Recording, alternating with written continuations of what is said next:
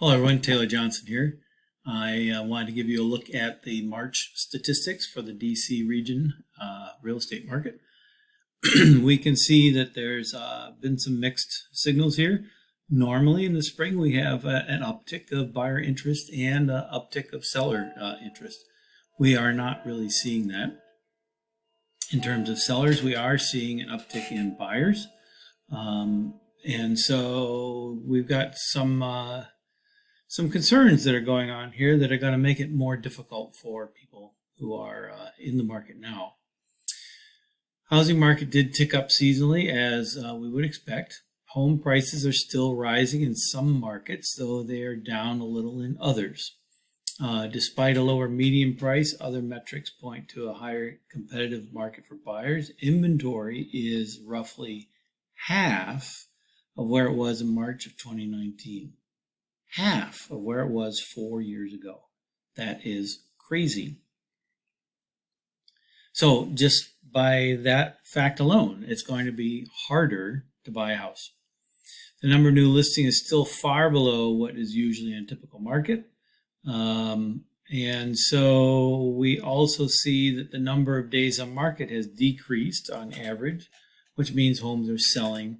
The ones that are on the market are now selling faster, again, indicating more buyer interest.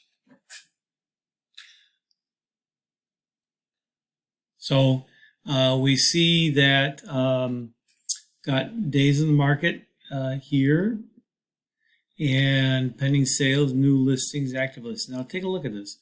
New listings is down 35%. Active listings is up 19%. Well, that's just because we've got also closed sales are down 30%. So it's taking longer for homes to sell. The ones that are listed are staying around longer. That's contributing to the increase in active listings. But this decrease in new listings is greater. So we're actually at a net loss every month. It's just crazy. This has been happening for a number of years.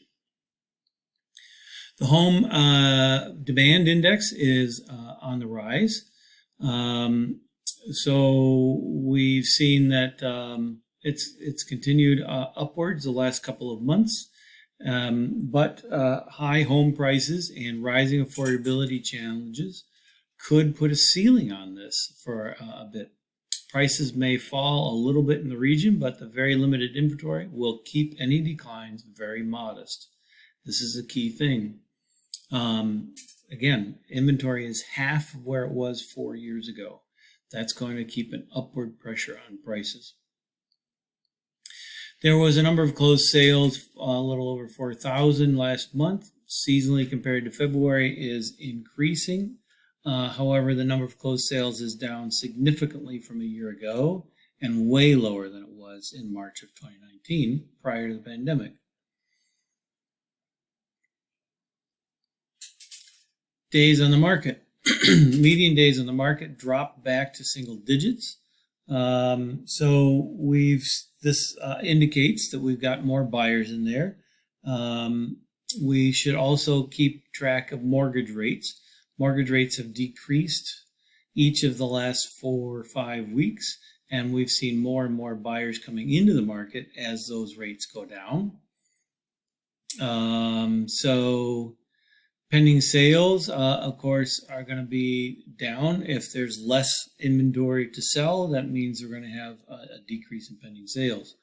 Higher interest rates also contribute to that when the rates are up. And showings have increased each of the last 3 months. They are, of course, lower than they were a year ago, but we are seeing an upward trend this quarter. So again, buyers are back in the market. Locally, we can see some changes, decreased sales everywhere except Falls Church.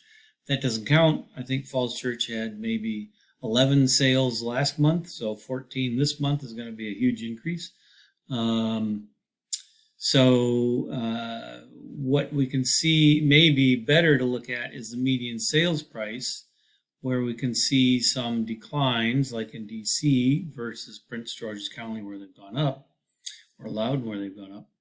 I would say if you're in the market shopping, then these are places where some of the comparative values can be found, where these numbers have decreased slightly.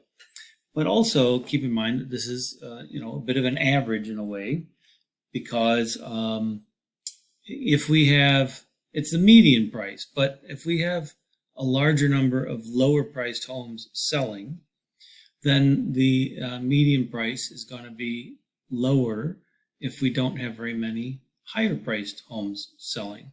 And that's kind of what's happening right now.